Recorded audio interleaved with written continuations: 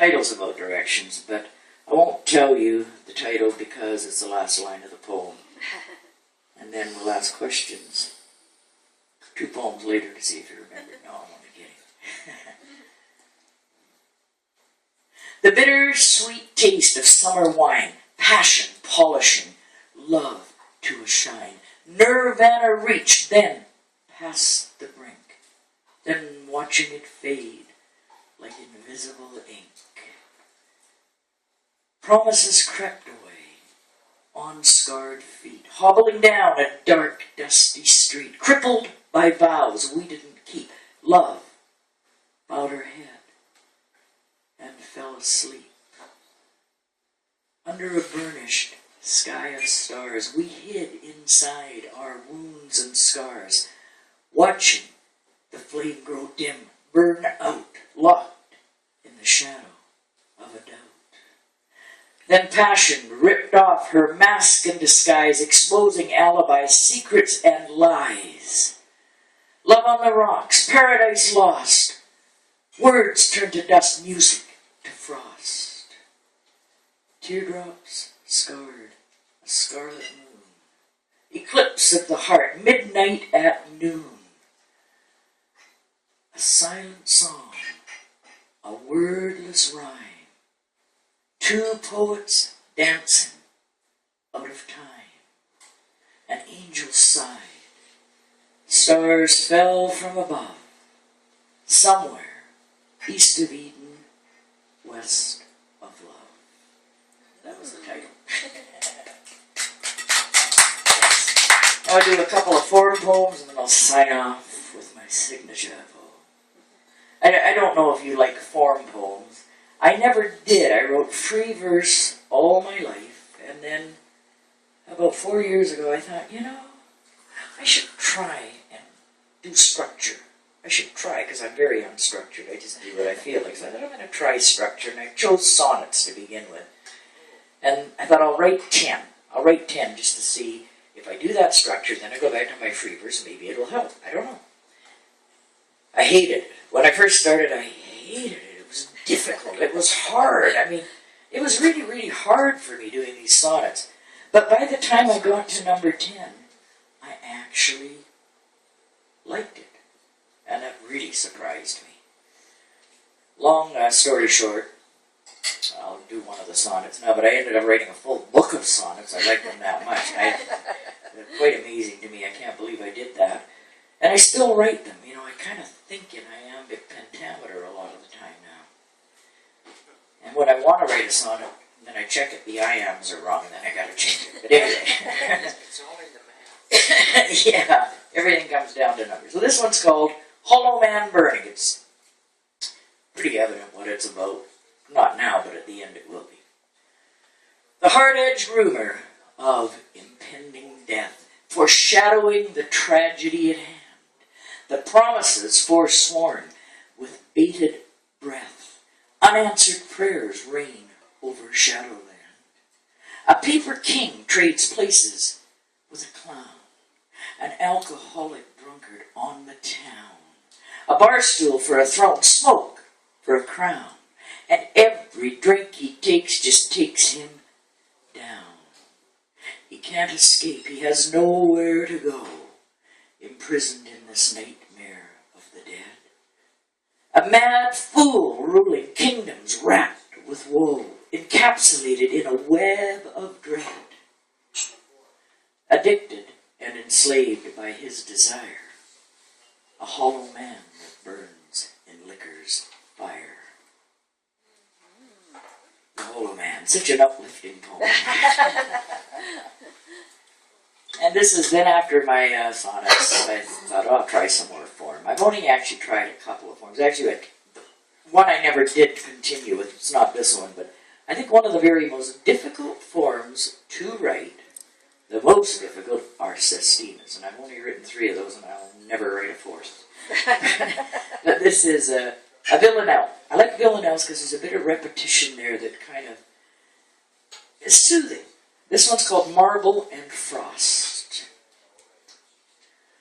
On the marble-tiled floor of my memory, the paintings shine In the frosted blue mirror above me, cobalt blue rivers flow to the sea through darkened canyons with white waterfalls on the marble tiled floor of my memory. And always you come back to me with ghostly whispers and calls in the frosted blue mirror above me. In the depths of my reverie, a shadow from yesterday shawls on the marble tiled floor of my memory. A ribbon of sunset surrounds me as burnt ink indelibly scrawls in the frosted blue mirror above me. Your image always will be flowing through star-dusted halls on the marble tiled floor of my memory. In the frosted blue mirror above me. Yeah, thank you. And I was just going to do one more, but Janet asked me to do a particular one for her, and I didn't have it on my list, so I kind of memorized it on the way down here. So if I screw it up, nobody will know, because they don't have a copy of the poem. This one's called, what did I call it? Early Morning Haunting. Through a foggy lens, in an early morning haunting, the ghosts of summer, wind-blown voices, and hazy dreams still linger in the blue shadows of a dying star. A pearl scarf of frost glistens under a red rising sun. A lone gull cries to the wind, leaving its imprint in the thick atmosphere of a muted October sky. My footsteps crunch and crackle on a scatter of pebbles and leaves that whisper secrets into the outstretched palms of this early morning haunting. I watch the sun rise, ash to ember to flame. I listen to the wind, silence to whispers, to voices. I walk with ghosts in this early morning haunting, haunted. And my last one. When I say my last one, I mean my last one. I will then keel over dead. Don't call 9/11. No, let's hope not. I didn't want to make you get evil all excited there. Oh my God. I saw Larry pull his phone up. Let's go over the left street. Hey, this one's called Ink Stain in the Rain, and I try and do it at all my readings now, because when I was first doing readings, people requested this one a lot when I didn't do it, so I thought, well, it must be a likable poem, so I'll just throw it in at the end every time. If it wasn't likable, it will eventually be. The cold wind rates and scrapes the soft, supple satin drapes in the cave of evening shade, under gunmetal sky, crack, splinter, and dry. We play our tragic masquerade. On the mantle of doom and foreboding gloom, we reach for this feeling we're chasing. We can't quite grasp enough of it, just a quick silver touch of it. This dream, daughter time, is erasing. Then, I feel your heart slip, so I tighten my grip on the trembling lip of this storm. Your body's a river, a fast-running shiver, and I can't seem to keep myself warm.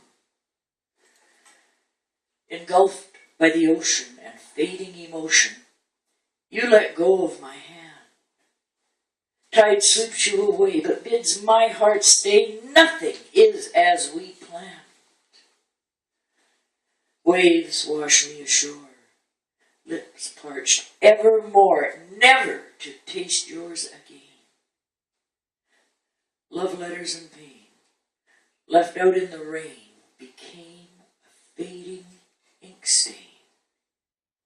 Now, days without sun, the moons come undone, and I've become the rain. Thank you all very much for listening to my prattle.